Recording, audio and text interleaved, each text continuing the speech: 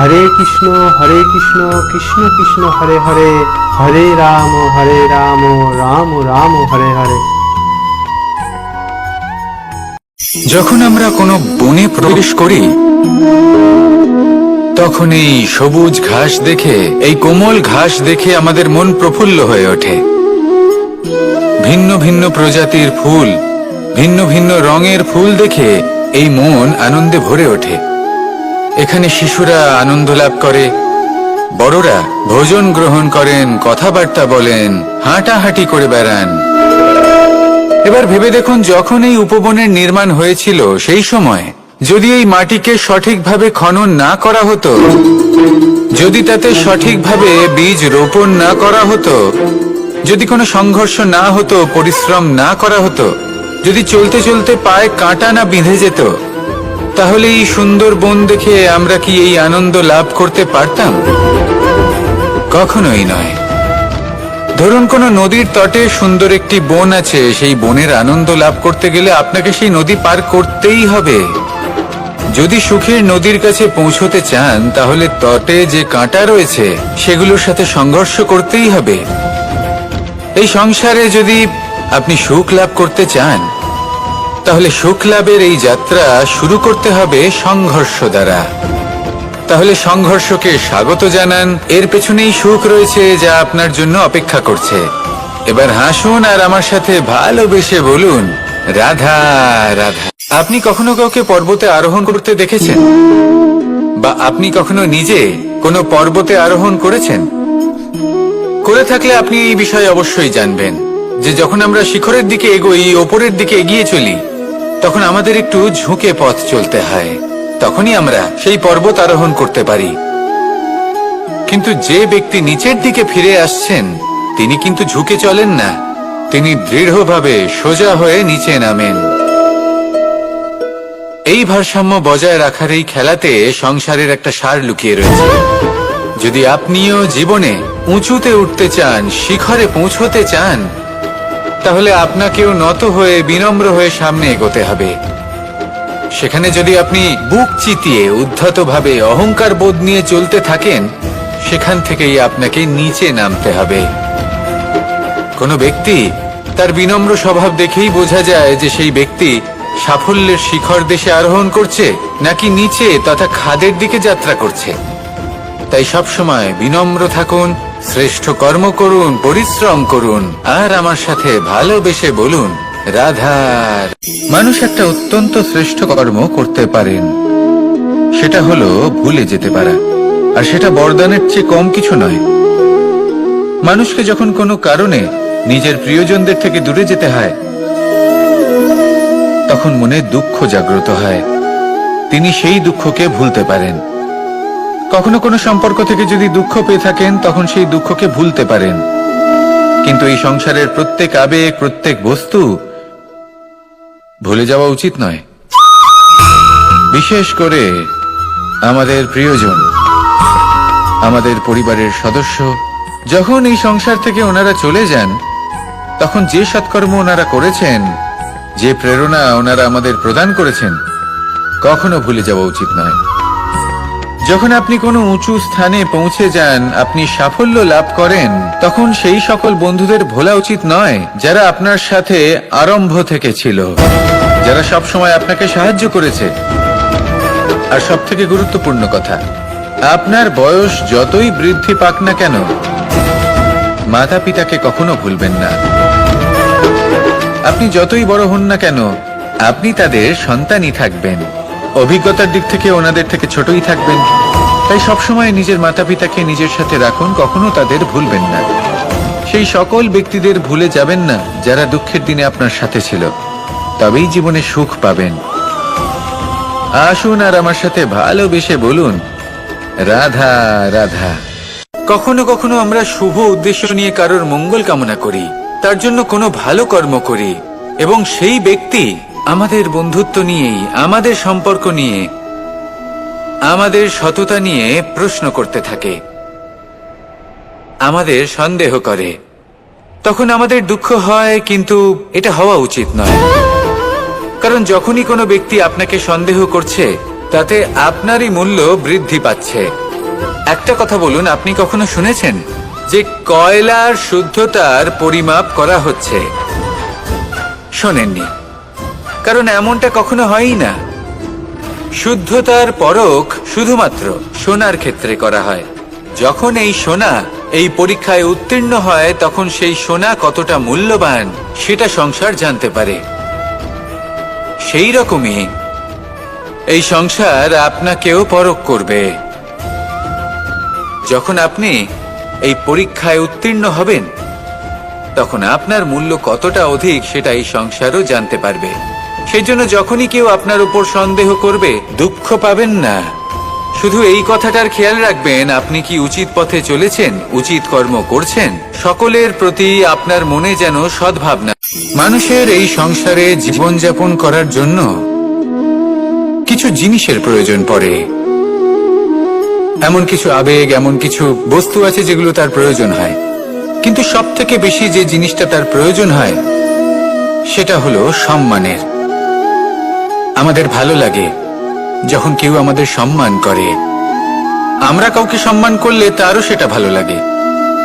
কিন্তু আপনি দেখবেন যে সংসারে বেশিরভাগ মানুষ দুটি মাপদণ্ডের ভিত্তিতে সম্মান করেন। হয় বয়স দেখে করেন বা উপার্জন দেখে, অর্থাৎ সেই ব্যক্তি কতটা উপার্জন করেন। এবার ভেবে দেখুন, এটা আবশ্যক নয় কারোর বয়স যদি বেশি হয় তার বুদ্ধিও ততটাই বেশি হবে। আবশ্যক এটাও নয় যে কোনো ব্যক্তি যদি অত্যন্ত ধনী হন বা তার মনও নির্মল হবে বা তিনি সৎকর্ম করবেন বা এমন কোনো কর্ম করবেন যাতে উনি সম্মান লাভ করতে পারেন। হতে পারে উনি ধনী কিন্তু দুশ্চরিত্র। সেই জন্য বয়স বা উপার্জন দেখে কোনো ব্যক্তিকে সম্মান করবেন না। কর্ম দেখুন। যদি গভীরভাবে ভেবে দেখেন তাহলে দেখবেন যদি কোনো মানুষ কোনো সৎকর্ম করেন তাহলে তার প্রতি হৃদয় থেকে সম্মান জাগ্রত হয়। এটাই হলো সেই সম্মান যা অর্জন করতে হবে। বয়স আজ আছে, কাল আরো বৃদ্ধি পাবে। উপার্জন আজ আছে, কাল সেটা কমে যেতেও পারে। কিন্তু যদি আপনি নিরন্তর শুভকর্ম করতে থাকেন তাহলে আপনি মৃত্যুর পরেও অমর হয়ে থাকবেন। আসুন আমার সাথে ভালোবেসে বলুন, রাধা। মানুষের জীবনে স্বচ্ছতার একটা আলাদা গুরুত্ব আছে। যদি আপনি নিজেকে স্বচ্ছ রাখেন তাহলে আপনার নিজেরও ভালো লাগবে, সামনের ব্যক্তিরও ভালো লাগবে, একটা অন্যরকম প্রভাব পড়বে। কিন্তু একজন শ্রেষ্ঠ ব্যক্তি কিভাবে হয়ে ওঠা সম্ভব? যার মধ্যে গুণ আছে, শিক্ষা আছে, শুভ চেতনা আছে, যিনি সৎকর্ম করেন। কিভাবে হব সেই ব্যক্তি যার মধ্যে জ্ঞান আছে? শুধুমাত্র স্বচ্ছ থাকলে তো তা হওয়া সম্ভব নয়। প্রথমে আপনাকে বুঝতে হবে যে মানুষের মধ্যে চারটি মূল তত্ত্ব আছে। প্রথম হলো তার শরীর, যার দ্বারা উনি যে কোনো কর্ম করে থাকেন। দ্বিতীয় তত্ত্ব হলো তার মন, যার দ্বারা কোনো কর্ম করার জন্য সে নিজেকে প্রেরণা দিতে থাকে। তৃতীয় তত্ত্ব হলো বুদ্ধি, যে কর্ম আমরা করতে চাই, যে লক্ষ্যে আমরা পৌঁছতে চাই, সেটা আমরা কিভাবে কোন পথে করব সেটা স্থির করা যায় বুদ্ধি দিয়ে। আর চতুর্থ তত্ত্ব হলো আত্মা। আত্মা হলো এমন এক তত্ত্ব যার কোনো সমাপ্তি নেই। আত্মা হলো অজয়।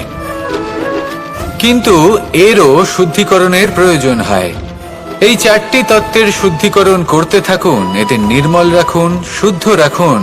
এবং এটা কিভাবে হবে? শুভ চেতনা দ্বারা, জ্ঞানের দ্বারা, এবং সব থেকে বেশি গুরুত্বপূর্ণ প্রেমের দ্বারা। আসুন আমার সাথে ভালোবেসে বলুন, রাধা। মানুষের জীবনে উন্নতি লাভ করার জন্য তিনটি স্তম্ভের প্রয়োজন হয়। প্রথম স্তম্ভ শিক্ষা। এই শিক্ষা আমাদের জ্ঞান প্রদান করে। দ্বিতীয় স্তম্ভ ব্যবসা, যার দ্বারা আমরা ধন উপার্জন করি। তৃতীয় স্তম্ভ হলো আমাদের ঈশ্বর, আমাদের ইষ্ট। এনার সাথে যদি আমরা জুড়ে থাকতে পারি তাহলে এমন একটা মানসিক বল আপনি লাভ করবেন যেটা এই সংসারে আর কোথাও পাওয়া সম্ভব নয়। কিন্তু মানুষ অনেক সময় জীবনে এই তিনটি স্তম্ভ লাভ করা সত্ত্বেও সামনে অগ্রসর হতে পারেন না। তখনও জীবনে কঠিন পরিস্থিতি আসতেই থাকে। এমনটা ঠিক কেন হয়? কারণ সে জীবনে এই 3টি স্তম্ভ লাভ করে নেয়, জীবনে প্রয়োগও করে, কিন্তু তার ভিতের কথা সে ভুলেই যায়। যেমন প্রথম স্তম্ভ অর্থাৎ শিক্ষা। এই শিক্ষার আধার হলো শুভ চেতনা। যদি অন্তরে শুভ চেতনা না থাকে তাহলে এই শিক্ষার কোনো গুরুত্ব থাকে না। দ্বিতীয় স্তম্ভ ব্যবসা। পরিশ্রম করে উপার্জন করতে হবে, এই কথাটা আমরা সবাই জানি এবং সবাই চেষ্টাও করি, কিন্তু ব্যবসা করতে করতে আমরা এটা ভুলে যাই আমাদের ব্যবহার কেমন হয়ে পড়েছে। এই ব্যবহার যদি শুভ হয়, তা এই সংসারের একটা নিয়ম আছে, বা বলতে পারেন লোকে তাই বলে, যে শক্তিশালী হয় সে শক্তিহীনকে নত করে দেয়। এমনটাই হয়, তাই না? আবশ্যক নয়, কখনো কখনো এমনও হয় একজন অসমর্থ ব্যক্তি সমর্থ ব্যক্তিকে নত করে দেন। এটা সম্ভব, এও হতে পারে। আর এটা তখন হতে পারে যখন তার মধ্যে ভালোবাসার শক্তি থাকে। ভালোবাসার শক্তি এই সংসারে সবথেকে বড় শক্তি হয়। এই ভালোবাসার শক্তি দ্বারাই নির্ধন সুদামা আমাকে দিয়ে নিজের পা ধুইয়ে নিল, কিছু না বলেই, কিছু না চেয়েই। এই কর্মের আধার ছিল শুধুমাত্র ভালোবাসা। খুব শক্তিশালী হয় এই ভালোবাসা। ভালোবাসার শক্তি দ্বারাই আপনি হিমালয় পর্বতকে নত করতে পারেন, তাহলে কি অসম্ভব হতে পারে? এই ভালোবাসার শক্তির সঞ্চার করুন, আর এই ভালোবাসার সাথেই বলুন রাধা রাধা। একদিকে হলো আঙুর আর অন্যদিকে কিশমিশ। দেখতে গেলে এই দুটোই সবারই খুব প্রিয়, শিশু হোক, যুবক হোক বা কোনো বৃদ্ধ ব্যক্তিই হোক না কেন। আর দেখতে গেলে এই কিশমিশ, এটা আঙুর থেকেই আসে, তারই অন্য একটি রূপ। কিন্তু কখনো হাটে যান আর গিয়ে জিজ্ঞেস করুন যে এই কিশমিশ আর আঙুর, এই দুইয়ের মধ্যে অধিক মূল্য কার? আপনিও নিশ্চয়ই জানবেন যে কিশমিশের মূল্য আঙুরের থেকে অনেক গুণ বেশি। এবার এরকম কেন হয়? এর পেছনে কি কারণ থাকতে পারে? একদিকে হলো সেই আঙুর যা টাটকা অবস্থায় গাছ থেকে পেড়ে খাওয়া যায়, আর অন্যদিকে হলো কিশমিশ যাকে মাসের পর মাস রোদে ফেলে রাখা হয়। একদিকে আঙুর যা কিনা অত্যন্ত রসালো, আর কিশমিশে কোনো রসই নেই। একটি হলো অত্যন্ত কোমল এবং সুন্দর, অন্যটি অমসৃণ এবং তাতে বিন্দুমাত্র সৌন্দর্য নেই, তাও তার মূল্য বেশি। এইসব কেন হয়? এই কারণেই হয় কারণ সেই আঙুর অনেক মাস পর্যন্ত রোদ সহ্য করে থাকে, কষ্ট সহ্য করে থাকে, তবেই সেই আঙুর কিশমিশে পরিণত হয়। এবার জীবনের কড়া রোদ যাকে সহ্য করতে হয়, তার সাথেও এটাই হয়ে থাকে, তারও মূল্য আপনা থেকেই বৃদ্ধি পায়। আপনার জীবনে আপনার গুণ, আপনার প্রতিভা, তা অত্যন্ত গুরুত্বপূর্ণ। কিন্তু যখন আপনি অভিজ্ঞতা লাভ করেন, তখনই সেই অভিজ্ঞতা আপনার গুণ এবং প্রতিভাকে আরো অনেক বেশি শ্রেষ্ঠ করে তোলে। তাই জীবনের কঠোর রোদের মধ্যেও দাঁড়িয়ে থাকাটা শিখে নিন, সাহসের সাথে কঠিন পরিস্থিতির সম্মুখীন হওয়াটা শিখে নিন। ঠিক এইভাবেই অভিজ্ঞতা লাভ করতে হয়, আর এই অভিজ্ঞতা আপনার মূল্য বৃদ্ধি করতেই থাকবে, করতেই থাকবে। আর তখন এই মন প্রসন্ন হয়ে বলবে রাধা রাধা। আমাদের সকলের জীবনেই দুই ধরনের ব্যক্তি থাকেন, বন্ধু এবং শত্রু। তারা হলেন আমাদের প্রিয় বন্ধু, যারা আমাদের জীবনে সবসময় আমাদের পাশে থাকেন। কখনো কখনো আমরা তাদের জন্য কিছুই করি না, তাও তারা আমাদের আনন্দ প্রদান করেন, ভালোবাসা প্রদান করেন। আর অন্যদিকে থাকে আমাদের শত্রু। দেখতে গেলে যখন আমরা জন্ম নিই, তখন কিন্তু আমাদের কোনো বন্ধু থাকে না, আমাদের কোনো শত্রুও থাকে না। কিন্তু যত ধীরে ধীরে আমরা জীবনে এগোতে থাকি, আমাদের বয়স বাড়তে থাকে, তখন আমাদের বন্ধু আর শত্রু এই দুইয়ের সংখ্যা বাড়তে থাকে। আর সেই সবকিছু নির্ভর করছে আমাদের কথার ওপর এবং আমাদের ব্যবহারের ওপর। এবারে আপনি যদি কোনো ব্যক্তিকে স্বাগত জানান উদার চিত্তে, ভালোবেসে, তাহলে সেই ব্যক্তি আপনার বন্ধু হবেই হবে। কিন্তু যদি আপনি নিজে হাতে কাউকে সামনে অগ্রসর হতে বাধা দেন, বিনা কারণে তার সাথে খারাপ ব্যবহার করেন, তাহলে তার মনে শত্রুতার বোধ অবশ্যই জেগে উঠবে। আর রইল বিষয় কথার, যদি আপনার কথা মধুর হয় তাহলে সবাইকে আপনি আপন করে নিতে পারবেন। এই কথাই যদি কটু হয় তাহলে আপনার আপনজনেরাও দূরে চলে যেতে পারে। তাই নিজের কথার উপর সংযম রাখুন এবং নিজের আচরণ উদার করে তুলুন। জীবনে সুখই সুখ থাকবে। আসুন আমার সাথে ভালোবেসে বলুন, রাধা। এই সংসারে সব থেকে ভয়ানক এবং গভীর অন্ধকার কোনটা? সেটা যখন মেঘ সূর্যকে ঢেকে দেয় এবং সংসার অন্ধকারাচ্ছন্ন হয়ে ওঠে, নাকি তখন যখন সূর্যাস্তের সময় ঘনিয়ে আসে, সূর্য ঢলে যায় এবং এই সংসারে অন্ধকার ছেয়ে যায়, নাকি সেই অমাবস্যার রাত্রি যখন চতুর্দিকে ঘন অন্ধকার থাকে এবং চন্দ্রমার প্রকাশ কোথাও থাকে না? না, এই সংসারে সব থেকে বেশি ভয়ানক অন্ধকার হলো মানসিকতার অন্ধকার। মানসিকতা খুব গভীর একটা বিষয়। এই মানসিকতাই সত্যের রূপ ধারণ করে এবং আমাদের এই মানসিকতা এবং বিবেকে একটা সূর্য থাকে। যদি আমরা এটা জীবন থেকে বের করে ফেলি তাহলে নিরাশা, হতাশা, অসফলতা এর এমন এক ঘন অন্ধকারে আমরা ফেসে যাব যে তার থেকে বাইরে বের হওয়া প্রায় অসম্ভব ব্যাপার হয়ে দাঁড়াবে। বড়ই কঠিন হয় সেই সময়। সেই জন্য ইতিবাচক মনোভাব থাকা খুব প্রয়োজনীয়।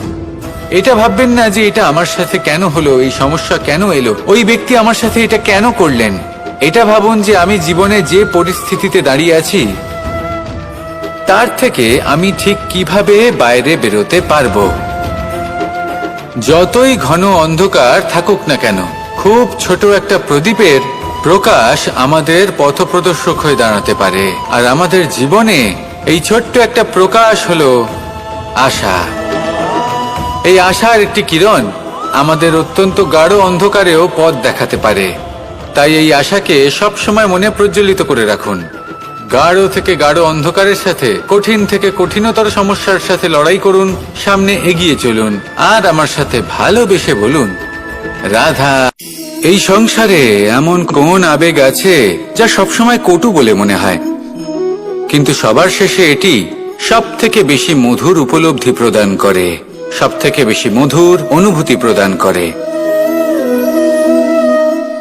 উত্তর পেলেন না? আপনাকে একটা উদাহরণ দিই। যখন মাতা সীতাকে অপহরণ করা হয়েছিল তখন শ্রীরাম অপেক্ষা করেছিলেন 4 মাস পর্যন্ত। উনি খুঁজতে চেয়েছিলেন, কিন্তু উনি ওনার খোঁজ বন্ধ রেখেছিলেন। কল্পনা করে দেখুন ওনার কতটা যন্ত্রণা হয়েছিল। উনি শুধু অপেক্ষা করছিলেন, কারণ তখন বর্ষা ছিল। অনেক দিন পর্যন্ত সূর্যের আলো দেখা যায়নি। উনি জানতেন এরকম সময় বানর সেনার পক্ষে বনের মধ্যে পথ খোঁজা খুবই কঠিন কাজ হবে। সাগর পার করা অত্যন্ত কঠিন হয়ে দাঁড়াবে। তারা হয়তো বনের মধ্যে পথ হারিয়ে ফেলবে। উনি অপেক্ষা করলেন, আর এই অপেক্ষার ফল হিসেবে উনি কি লাভ করলেন? সাগরে সেতু নির্মাণ করলেন এবং মাতা সীতাকে সসম্মানে আবার ফিরিয়ে আনলেন। যদি শ্রীরাম অপেক্ষা না করতেন তাহলে হয়তো এই সবকিছু কখনোই সম্ভব হতো না। এটাই হলো শক্তি ধৈর্যের। এটাই হলো আমাদের কাছে শিক্ষা। এই ধৈর্যই প্রত্যেকবার আমাদের অত্যন্ত কঠিন বলে মনে হয়। ধৈর্য ধরা অত্যন্ত কঠিন, কিন্তু অবশেষে এটাই সব থেকে শ্রেষ্ঠ ফল দান করে, সব থেকে মধুর উপলব্ধি, সব থেকে মধুর অনুভূতি প্রদান করে। তাই ধৈর্য ধরে থাকুন, সবকিছু শুভ হবে। আর তখন এই মন প্রফুল্ল হয়ে বলবে, রাধা রাধা। সুখ এবং দুঃখ এই দুই হলো আমাদের জীবনের অবশ্যম্ভাবী এবং গুরুত্বপূর্ণ অঙ্গ। আমাদের সকলের জীবনে কখনো সুখও আসে, আবার কখনো দুঃখও আসে। আমরা সবসময় ভাবি আমরা কিভাবে সুখ লাভ করব, কিভাবে আমরা দুঃখ থেকে দূরে থাকতে পারি। আর এই জীবনে যা কিছুই ঘটুক না কেন, সেই সবকিছু আমরা সুখ এবং দুঃখের মাপদণ্ডে মেপে থাকি। এবার এখানে একটা ছোট্ট বিষয় আছে। এটা ভেবে দেখতে হবে যে কে আসলে সুখী ব্যক্তি। সুখী ব্যক্তি হলেন তিনি যিনি নিজের জীবনে নিজের কর্মের বিশ্লেষণ করে থাকেন, সেই বুঝে পদক্ষেপ নেন। উনি কি করতে চলেছেন সেটা উনি জানেন, আর যদি ওনার কোনো দোষ থাকে বা ভুল থাকে তাহলে সেগুলো শুধরে নিয়ে এগিয়ে চলেন। সেই জন্য উনি সুখী হন। অন্যদিকে যে ব্যক্তি দুঃখী, তিনি কি করেন? তিনি নিজের উপর নয়, অন্যের উপর নিজের নজর রাখেন যে তিনি কি করছেন, কিভাবে কর্ম করছেন।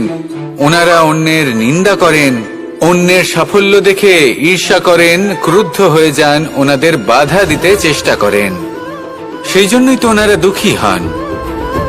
এই সংসারে এমন অনেক ব্যক্তি আছেন যারা এই কারণে দুঃখী নন যে তাদের জীবনে দুঃখ আছে। তারা এই কারণে দুঃখ পান কারণ অন্যের জীবন অনেক বেশি সুখের। দেখুন, শেষ পর্যন্ত আপনাকে নিজের কর্মের প্রতি মনোসংযোগ করতেই হবে, অন্যের প্রতি নয়। কারণ আপনার জীবনে আপনার কর্ম হলো এমন একটা জিনিস যা আপনার নিয়ন্ত্রণে আছে। নিরন্তর চেষ্টা করতে থাকুন, নিজের কর্মকে বুঝতে শিখুন, শুধরে নিন, নিজেকে শ্রেষ্ঠ করে তুলুন। তখন সাফল্য নিজে থেকে আপনার কাছে আসবে, আর এই মন প্রসন্ন হয়ে বলবে, রাধা রাধা। মুক্তোর এই মালা দেখতে কত সুন্দর হয়, তাই না? যিনি ধারণ করেন তাকেও এটা শীতলতা প্রদান করে, আর যে ব্যক্তি দেখে তার চোখও এই দৃশ্য দেখে শান্তি উপলব্ধি করে। কিন্তু ভাবুন, যদি এমন কিছু হয় যে সুতো দ্বারা এই মুক্তোর মালা তৈরি হয়েছে সেটা কেউ ছিঁড়ে দেয়, তাহলে এই মুক্তোর মালা ছিঁড়ে যাবে আর সমস্ত মুক্তো মাটিতে পড়ে যাবে, ছড়িয়ে পড়বে। তখন কি আমরা এটা ভাববো যে এটা তো মাটিতে পড়ে থাকা বস্তু, এটা আমি তুলব না? ভাববো না, তাই না?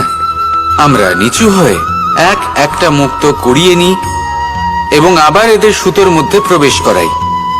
কেন? কারণ এই মুক্তো হলো বহুমূল্য।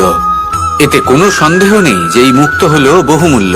কিন্তু এর থেকেও অনেক বেশি বহুমূল্য হলো আমাদের জীবনে আমাদের সম্পর্ক, আমাদের বন্ধু বান্ধব। এই সম্পর্কেও কখনো কখনো বিবাদ হয়, মনোমালিন্য হয়, এগুলোও ছড়িয়ে যায়। আর সেই সময় এই মুক্তোর মতোই নত হয়ে আমাদের এই সম্পর্কগুলিকে হাতে তুলতে হবে, এদের জুড়তে হবে, এদের আগলে রাখতে হবে, কারণ এদের থেকে বহুমূল্য আর কিছুই নেই। আর যদি এই কাজটা আপনি শিখে নিতে পারেন, তাহলে আপনার জীবনের এই সম্পর্ক, এই বন্ধুত্ব সবসময় আপনাকে বল প্রদান করবে, আনন্দ প্রদান করবে, আর এই মন সুপ্রসন্ন হয়ে বলবে, রাধা রাধা। আপনারা সবাই একটা গাছের পাতাকে দেখুন, যতক্ষণ পর্যন্ত গাছের সাথে, মানে গাছের ডালের সাথে জুড়ে থাকে, সে সবুজ থাকে, বাতাসের সাথে সে নড়তে থাকে। যতক্ষণ পর্যন্ত ও সূর্য থেকে পাওয়া রশ্মির শক্তি গাছে পৌঁছে দেয়, ততক্ষণ ও ডালের সাথে যুক্ত থাকে। কিন্তু যখন সেই পাতা শুকিয়ে যায়, তখন তার কোনো গুরুত্ব থাকে না। সেই পাতা গাছের ডালে এবং বৃক্ষের কাছে বোঝা হয়ে থেকে যায়। এবং এমন এক সময় আসে যখন সেই ডালটি শুকনো সেই পাতাকে পরিত্যাগ করে। এটাই আমরা এই প্রকৃতিতে দেখি এবং এটাই হলো সত্য। আর এটাই আমাদের জীবনে খুব বড় একটা শিক্ষা। যদি আপনিও নিজের জীবনে নিজের আপনজনদের কাছে বোঝা স্বরূপ হয়ে দাঁড়ান, তাহলে তারা আপনাকে যতই ভালোবাসুক না কেন, ওনারা যদি নাও চান, তাহলেও এমন এক দিন আসবে যখন আপনার আপনজন আপনাকে পরিত্যাগ করবে।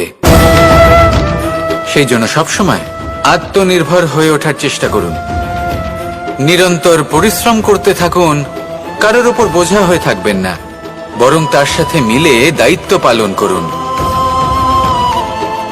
এমনটা করবেন, তাহলে আপনার সম্মানও বজায় থাকবে এবং সম্পর্কের মধ্যে আপনার মূল্যও বজায় থাকবে।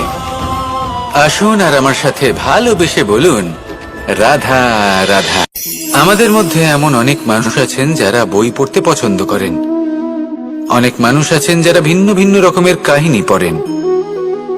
এবার পড়তে পড়তে মাঝে এমন একটা অধ্যায় অবশ্যই আসে যা আমাদের হৃদয় স্পর্শ করে যায়।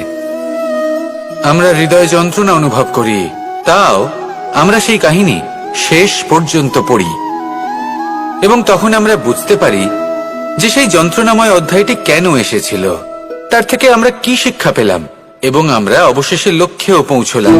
কিন্তু যদি সেই যন্ত্রণাদায়ক অধ্যায়টিতে আপনি থেমে যান, আপনি যদি এটা ভাবেন যে আমি আর পড়তে পারবো না, তাহলে আপনি জানতেও পারবেন না যে পরবর্তীতে কি হতে চলেছে। এই মন দুঃখে ভরে উঠবে, মনে প্রশ্ন আসতেই থাকে যার উত্তর আমরা পাই না, নিজেদের লক্ষ্য বুঝতেই পারি না।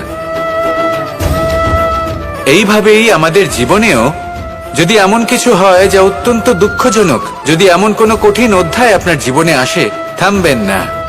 তাহলে আপনার জীবনের কাহিনীর একটি যন্ত্রণাদায়ক দুঃখজনক অধ্যায় মাত্র। শেষ পর্যন্ত এই কাহিনীতে টিকে থাকুন, কর্ম করতে থাকুন। আপনি বুঝতে পেরে যাবেন যে এই কঠিন পরিস্থিতি আপনার জীবনে কেন এসেছিল। আপনি শিক্ষাও লাভ করবেন এবং লক্ষ্যও লাভ করবেন। আসুন আমার সাথে ভালোবেসে বলুন, রাধা রাধা। আশা এবং বিশ্বাস মানুষের জীবনের দুই অমূল্য স্তম্ভ। এটাই হলো ঢাল এবং এটাই হলো অস্ত্র। এটাই আমাদের রক্ষা করে এবং এটাই আমাদের জীবনের পথ প্রশস্ত করে। কিন্তু ছোট একটা সমস্যা আছে।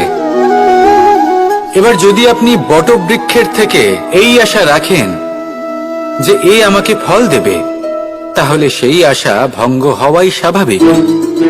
আর যদি আপনি বিশ্বাস করেন যে খেজুর গাছ আপনাকে ছায়া প্রদান করবে, তাহলে সেই বিশ্বাসও অবশ্যই ভঙ্গ হবে। তাহলে কি করা উচিত? চোখ বন্ধ করে যে কাউকে বিশ্বাস করার আগে বা যে কারোর থেকে আশা রাখার আগে নির্বাচন করুন যে কার ওপর বিশ্বাস রাখতে চান, কার ওপর আশা রাখতে চান। তবে আমি তো বলবো যে বিশ্বাস করতে হলে নিজের ওপর করুন, যে এই সংসারে এমন কোনো কাজ নেই যা আপনি করতে পারেন না। আর শুধু কর্ম করতে থাকুন আর ভরসা রাখুন ঈশ্বরের ওপর, যে উনি আপনার কর্ম দেখবেন আর আপনাকে আপনার কর্মফল অবশ্যই দেবেন, আপনাকে সাফল্য দেবেন। যদি আপনার বিশ্বাস অটল হয়, নিরন্তর পরিশ্রম করেন, তাহলে ঈশ্বর কখনোই আপনার আশা ভঙ্গ হতে দেবেন না। আসুন আর আমার সাথে ভালোবেসে বলুন, রাধা। যখন মানুষের মৃত্যু হয় তখন কি হয়? অনেক সংখ্যক মানুষ শোক পালন করতে চলে আসেন। যে ব্যক্তি মৃত্যু লাভ করেছেন তার অনেক বস্তু থাকে যেগুলো তার প্রিয়, যেগুলো তিনি ব্যবহার করেছেন। তার শয্যা, তার বস্ত্র, তার আভূষণ সবকিছু তার থেকে বিচ্ছিন্ন করা হয় এবং খালি হাতে তাকে শ্মশানের উদ্দেশ্যে রওনা করা হয়। আমি আপনাকে এই প্রশ্ন করতে চাই, আপনি এই সংসারে কি অর্জন করেছেন? ধন সম্পত্তি, বস্ত্র, আভূষণ, এই সবকিছু যে আপনি অর্জন করেছেন, আপনার মৃত্যুর পরে তা আপনার থেকে দূর হয়ে যাবে। এর উত্তর হলো একটাই, আপনার কর্ম। শুধু সেটাই আছে যা একান্ত আপনার, আর শুধু সেটাই এই সংসার থেকে চলে যাওয়ার পরেও সংসারেই জীবিত থাকবে। যদি আপনি দুষ্কর্ম করেন, তাহলে এই সংসার আপনাকে একটি অনুচিত উদাহরণ হিসেবে মনে রাখবে যে এই ব্যক্তি খুব পাপী ছিল, অনুচিত কর্ম করতেন। যে পথে তিনি চলেছেন সেই পথে কারোর চলা উচিত নয়। সেখানেই যদি আপনি সৎকর্ম করেন, তাহলে সংসার চিরকাল এটাই বলবে যে খুব ভালো মানুষ ছিলেন, সবাইকে ভালোবাসতেন, সবাইকে সাহায্য করতেন, আমার খুব প্রিয় মানুষ ছিলেন। এটাই হলো শ্রেষ্ঠ কর্ম। সেই জন্য জীবনে শুধুমাত্র ধন সম্পত্তি, আভূষণ এই সব অর্জন করতে গিয়ে নিজের মনোনিবেশ করবেন না। শ্রেষ্ঠ কর্ম করুন। সংসার থেকে চলে যাওয়ার পরেও এই কর্মই এই সংসারে আপনাকে জীবিত রাখবে। আসুন আমার সাথে ভালোবেসে বলুন, রাধা রাধা। এই শুকনো পাতাটিকে দেখুন, নিষ্প্রাণ হয়ে পড়েছে। কোনো একটা সময় এই পাতাটি একটা গাছের ডালে ছিল। সেই গাছ ওর লালন পালন করত। যখন যখন বাতাস বইত, এই পাতায় কম্পন দেখা দিত, মনকে প্রফুল্ল করে তুলত। কোনো একদিন এই পাতা গাছের ডাল থেকে ঝরে পড়ে গেল। নিঃসন্দেহে ও নিজের স্বাধীনতা পেল, কিন্তু আস্তে আস্তে শুকিয়ে গেল, নিষ্প্রাণ হয়ে গেল। দেখুন, আমি এই কথা বলছি না যে স্বাধীনতা অনুচিত, কখনোই না। কিন্তু যে কোনো পরিস্থিতিতে স্বাধীন হতে চাওয়া এটা নিশ্চিত রূপে অনুচিত। আমরা যদি আমাদের জীবনে পরিবারের গুরুত্ব ভেবে দেখি, তাহলে এই পরিবারে যতই মতভেদ থাকুক না কেন, যতই মনোমালিন্য থাকুক না কেন, যতই বিবাদ থাকুক না কেন, এই সব মিটিয়ে নেওয়া অত্যন্ত প্রয়োজনীয়। সেই সবকিছু সমাপ্ত করা অত্যন্ত প্রয়োজনীয়। কখনো এই পরিবারকে ভাঙতে দেবেন না, কখনো এই পরিবার থেকে দূরে চলে যাবেন না। এই পরিবার হলো আমাদের জীবনের একটা অমূল্য সম্পদ, অমূল্য এক আশ্রয়, যা এই সংসারে হয়তো কোথাও আপনি পাবেন না। তাই একে আগলে রাখুন। ভেবে নিন আপনি পাতা আর আপনার পরিবার সেই গাছ। আসুন আমার সাথে ভালোবেসে বলুন, রাধা রাধা। কখনো কখনো অন্ধকারের সাথে লড়াই করার জন্য আমরা প্রদীপ জ্বালাই।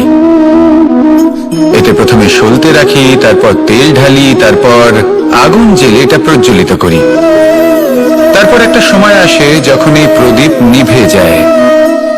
কারণটা কি? কারণ কি এটা যে প্রদীপের প্রকাশমান হওয়ার ক্ষমতা সমাপ্ত হয়েছে?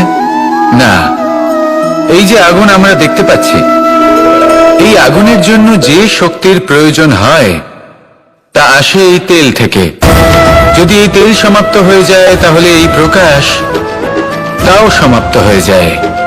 আর আমাদের জীবনে এই তেল হলো আমাদের কর্ম, আর এই আগুন আর এর দ্বারা উৎপন্ন হওয়া প্রকাশ আমাদের ভাগ্য। যত আমাদের কর্ম ক্ষীণ হতে থাকবে, আমাদের ভাগ্য সৌভাগ্য কোথাও না কোথাও লুপ্ত হয়ে যাবে।